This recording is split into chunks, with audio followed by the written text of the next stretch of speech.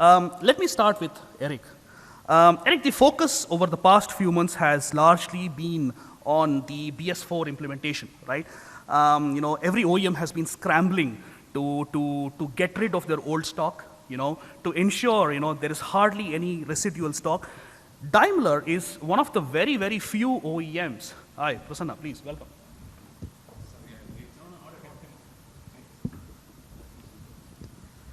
So as I was saying, Daimler India Commercial Vehicles has been one of the very few OEMs that were left with practically no BS3 stock. They were able to liquidate practically everything.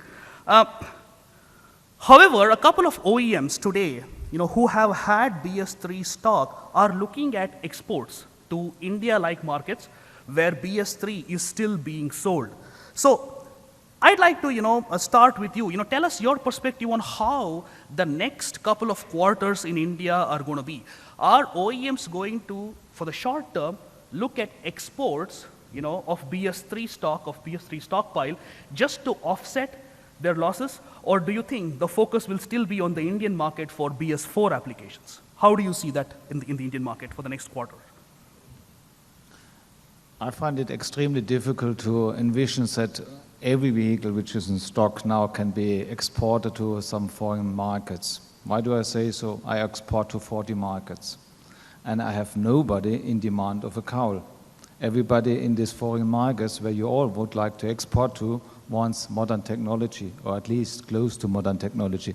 Take maybe Bangladesh apart, or Nepal, where you still might have the chance to sell a little bit older technologies. All other markets have access either to used truck from Europe, used truck from Japan, which they can easily then compare.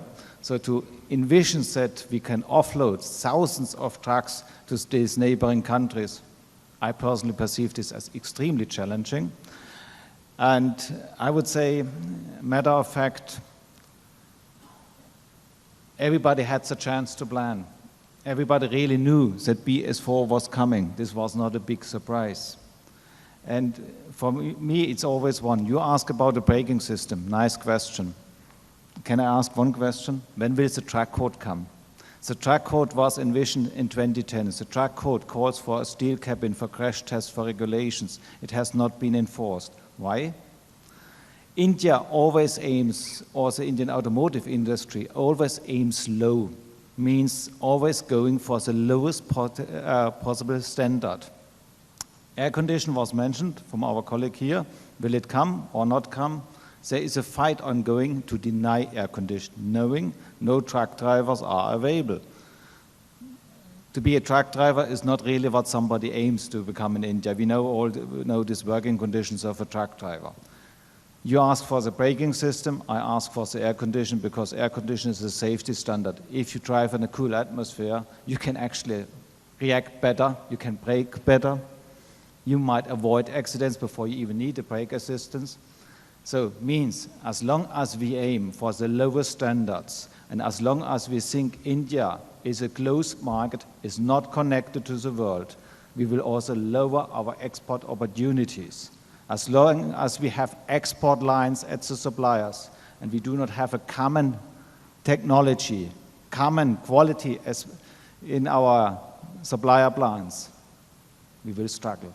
Coming back to BS3, this is a self-made issue. Everybody had time to plan. And I tell you what, you can convert a vehicle from BS3 to BS4. Actually, we do this. With a few which we had to do, we do this. We upgraded the vehicle to BS4. You would not see a difference. But you know what? We planned our move to BS4 1 year in advance. 1 year in advance, we said when we will stop production, when we will change, what we will do with vehicle if we have to take them back, all things laid out. No surprise here. So if you plan in advance, you have a chance. If you now want to export this to the countries, good luck. With huge discount, you might succeed. But you know what? You will also destroy your price basis for the future. That you should consider. Very good, Eric. I think 2 points I get from your response. One is that, planning in advance, be it for any kind of impending regulations. And the second one is to aim high when it comes to at least standards, so that you'll be able to bring in an advanced technology to the Indian market. So you definitely recognize the challenge of getting quality drivers, whenever you need it. How do you see the driver empowerment and training programs in the Indian market evolving? At this point in time, they are in a very nascent stage, right?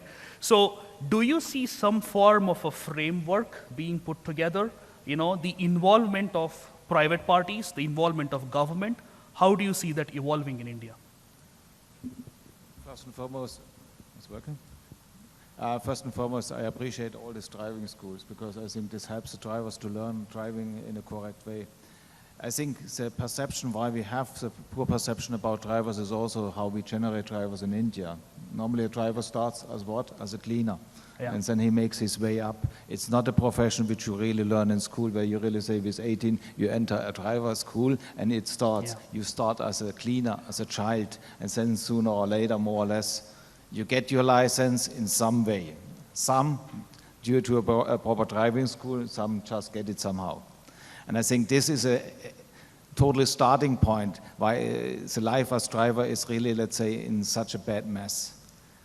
If it would be a proper education, it would be a profession, it would be perceived as a profession, it would change.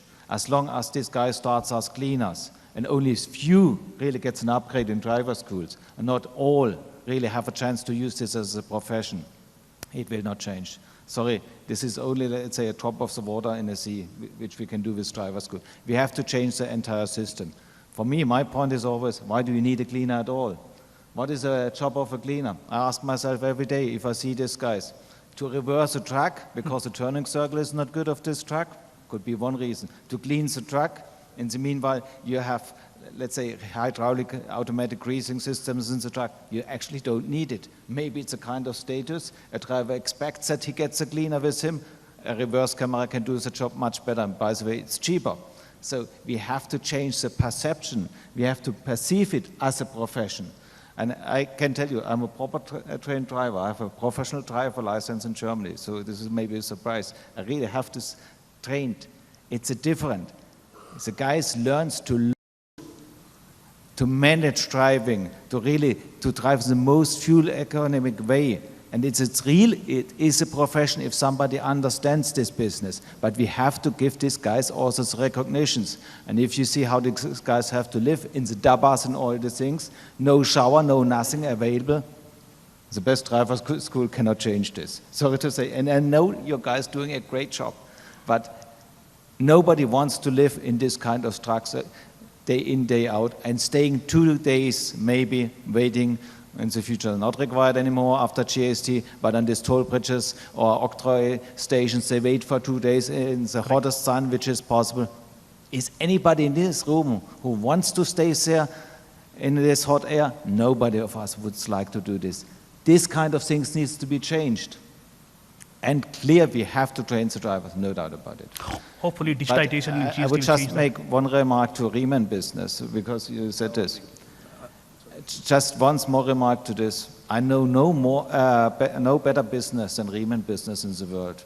If it's done in the right way, this gives the best revenue stream and the best income you can imagine, under one condition, that the trucks get inspected and certified later on. If this is not there, it doesn't help, then you have only roadside mechanics. If in a country there is a certification of the trucks, where you really say every year you have to check the emission, or where you have a fitment test on brakes and lighting systems and all the things, then Riemann business doesn't need any subsidy. It's the best revenue stream you can dream of. Yeah. I could not more agree to this. So if you talk about connectivity, there are 3 verticals which you have to see. First one is the OEM, as you said before. Why is the OEM interested? Like in Google Maps, if you use an Android phone or iOS phone, you see exactly where traffic jam is. If we use, let's say, connectivity and we have real-time data of all trucks, we see how these trucks perform. We can improve the future trucks even better than today. Why is it also interesting for the driver? He gets the first alert. If something went wrong, he should go to a service, or service is due to filter is clogging, things like this. So there are different kind of revenues in it. But what is also important, it's, let's say, one point with connectivity, it's clear you can add some load, you can really talk to the driver, you can say you can pick up some load in the future, so you can have geofencing that no truck is stolen. All these things is ready. This is not a big deal. But what is also an interesting point is one thing. In the end, you can also make a proper offering to your customer, because if you monitor the entire fleet, then you can also say, okay, you drive always Pune, Mumbai, and always on this highway.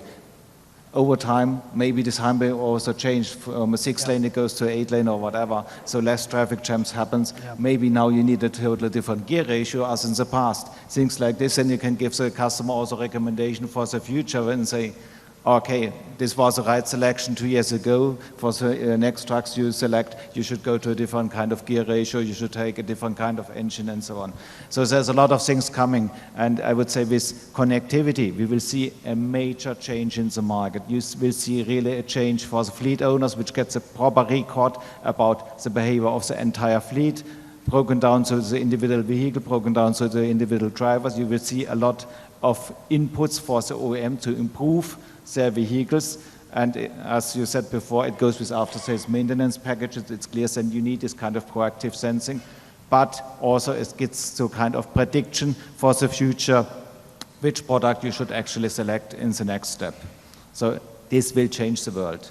And then you will also see clear one thing. If you compare modern vehicle with an old technology, the modern vehicle will speak for themselves. Perfect. I think it's a combination of predictive maintenance, prognostics, and maybe even driver behavior monitoring. All this put together, could be a very, very good solution. So, good morning. My name is Basu. I come from the after-treatment industry, more specifically Umicore Automotive Catalysts. And my question is addressed to Eric.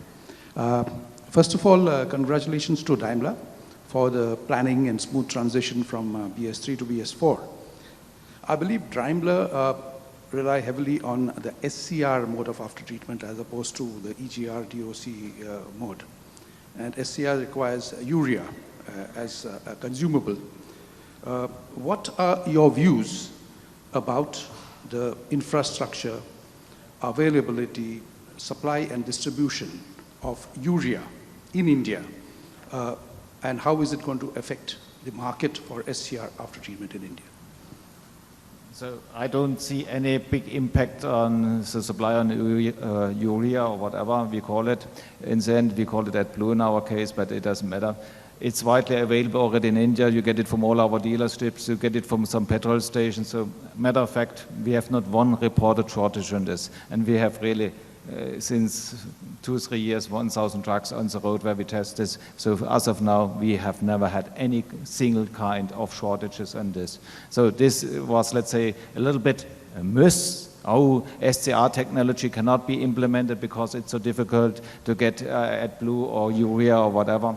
It's a myth. And I can only tell you, it's the right decision to go with SCR technology. If somebody wants to see the difference between EGR and SCR and why this makes a difference in the end, SCR is a superior technology. Why have all big OEMs worldwide gone to this technology? Knowing you need AdBlue, because the life of the engine is better, you get more mileage on this engine in the end, so it runs longer.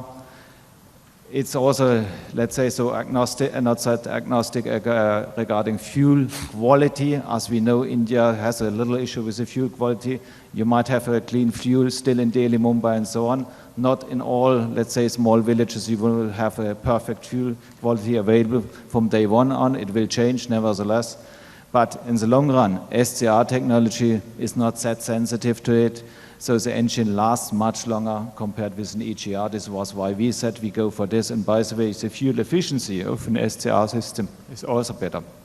So there is one reason why all engine makers for the top engines have gone directly to SCR. It's because of this. In the end, our customer expects that the truck runs minimum 1 million miles. You just said MDT runs maybe 10,000, 12,000 kilometers per month. I have some trucks running 20,000 kilometers per month. So with an MDT. So it's possible. This is why I said we invest in technology, we invest in the future, and this is only possible if you pick the right technology, and AdBlue or urea is not an issue at all. Excellent. Hopefully, we will have enough fueling stations, bringing AdBlue and liquid urea into the fore, to be able to comply with the regulations. So